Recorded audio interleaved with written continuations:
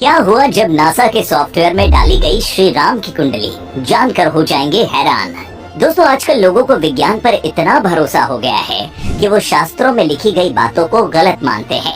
इतना ही नहीं, हमारे भगवानों के अस्तित्व पर भी सवाल उठाने लगते हैं। लेकिन इन सब के बावजूद भी हमारे शास्त्रों ने हर बार ऐसे लोगों को मुंह तोड़ जवाब दिया है। और अब तो विज्ञान ने भी हमारे भगवान के सामने घुटने टेक दिए हैं। दरअसल हाल ही में दुनिया की सबसे बड़ी अंतरिक्ष एजेंसी नासा ने प्रभु श्री राम की कुंडली को अपने प्लेनेटेरियम सॉफ्टवेयर में डाला था। उसके बाद जो रिजल्ट उन्हें देखने को मिला, उसे देखकर नासा के साइंटिस्ट का भी दिमाग हिल गया। कहा जाता है कि उन्हें भगवान श्री राम की कुंडली में ग्रहों का कुछ ऐसा संयोग देखने को मिला जिसे न चाहते हुए उन्हें प्रभु राम के अस्तित्व को स्वीकार करना पड़ा और मानना पड़ा कि श्री राम का जन्म हुआ था। सॉफ्टवेयर से इस बात का खुलासा हो गया कि भगवान श्री राम का जन्म ईसा से भी 7000 साल पहले हुआ था, यानी जब पश्चिमी सभ्यता पैदा भी नहीं हुई थी, उससे कई साल पहले ही हमारे देश में तकनीकी और अन्य कलाओं का विकास हो चुका था। दरअसल खुद को सबसे बेहतरीन साबित करने की होड़ में पश्चिमी देश श्री राम को झुटलाया करते थे और इस षड्यंत्र में लगे रहते थे कि कैसे भारत के शास्त्र ग्रंथों और इतिहास को झूठा साबित किया जाए, जिससे दुनिया ये मानने पर मजबूर हो जाए कि सारी तकनीकों, कलाओं और सभ्यता के जन्मदाता पश्चिमी देश ही है। हालांकि वो अपनी इस साजिश में फेल हो गए, क्योंकि अब तो उनकी बनाई मशीनों ने सारी असलियत उनके सामने लाकर खड़ी कर दी है। आपको बता दें, पश्चिमी देशों ने हमारे ज्ञान को हमसे चुराकर उन्हें सिर्फ अपना नाम दिया है, क्योंकि जब पश्चिम में लोगों के दिमाग का विकास भी नहीं हो पाया था, तब हमारे देश के ऋषि मुनि मैथ्स और साइंस के बड़े बड़े सिद्धांत लिख चुके थे। भारत में सभ्यता हजारों साल पहले ही पूरी तरह से विकसित हो चुकी थी और अब तो ये बात दुनिया की सबसे बड़ी स्पेस एजेंसी ने भी मान ली है। इतना ही नहीं, कुछ समय पहले नासा ने इंसानों के हाथ से बने पुल की तस्वीर इंटरनेट पर शेयर की थी और उनका मानना है कि रामेश्वर से श्रीलंका के बीच बने पुल के अवशेष आज भी मौजूद है, जो कि कहा जाता है कि भगवान श्री राम ने उसे लंका से वापस आने के बाद तोड़ दिया था। वाल्मीकि रामायण में इस पुल के बारे में राम सेतु के रूप में बताया गया है। आज के समय की बात की जाए तो ये पुल भारत के दक्षिण पूर्वी तट के किनारे रामेश्वरम द्वीप तथा श्रीलंका के उत्तर पश्चिम तट पर मन्नार द्वीप के बीच चुना पत्थर से बनी एक श्रृंखला है।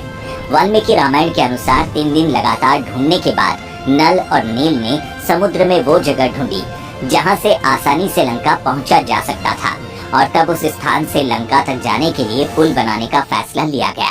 बता दें, उस स्थान का नाम धनुषकोडी है। कहते हैं इसका नाम धनुषकोडी इसलिए पड़ा क्योंकि नल नील ने जो पुल बनाया था उसका आकार धनुष की तरह था।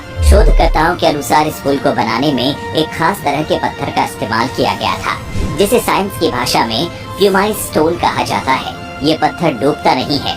कहते हैं रामेश्वरम में आई सुनामी के समय समुद्र किनारे इस पत्थर को देखा गया था। वैसे इस तरह के पत्थर आज भी भारत के कई साधु संतों के पास मौजूद है। इसके अलावा श्रीलंका के इंटरनेशनल रामायण रिसर्च सेंटर और पर्यटन मंत्रालय ने एक साथ मिलकर रामायण से जुड़ी ऐसी 50 जगह ढूंढी है, जिनका पुरातात्विक और ऐतिहासिक महत्व होने के साथ साथ रामायण में भी जिक्र मिलता है। वाल्मीकि रामायण में समुद्र के पार जिस जगह लंका का उल्लेख किया गया है, ठीक उसी जगह श्रीलंका देश बसा हुआ है। प्राचीन काल से ही श्रीलंका की संस्कृत एवं पाली साहित्य का भारत से गहरा संबंध रहा है।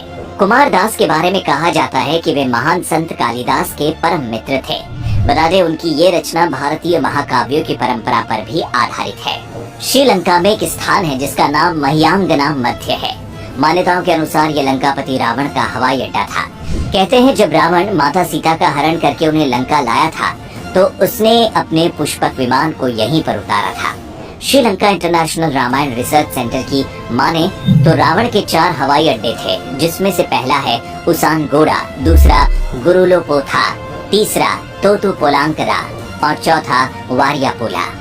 इस सेंटर के अनुसार जब हनुमान जी ने लंका दहन किया था तो उसमें रावण का उसानगोड़ा हवाई अड्डा जल के खाक हो गया था। इतना ही नहीं, श्रीलंका में साती एलिया नाम की भी एक जगह है। मान्यता है कि ये वही जगह है जहां रावण ने माता सीता को बंदी बनाकर रखा था, जिसे रामायण में अशोक वाटिका बताया गया है। आज भी इस जगह की शिलाओं पर हनुमान जी के पैरों के निशान देखे जा सकते हैं।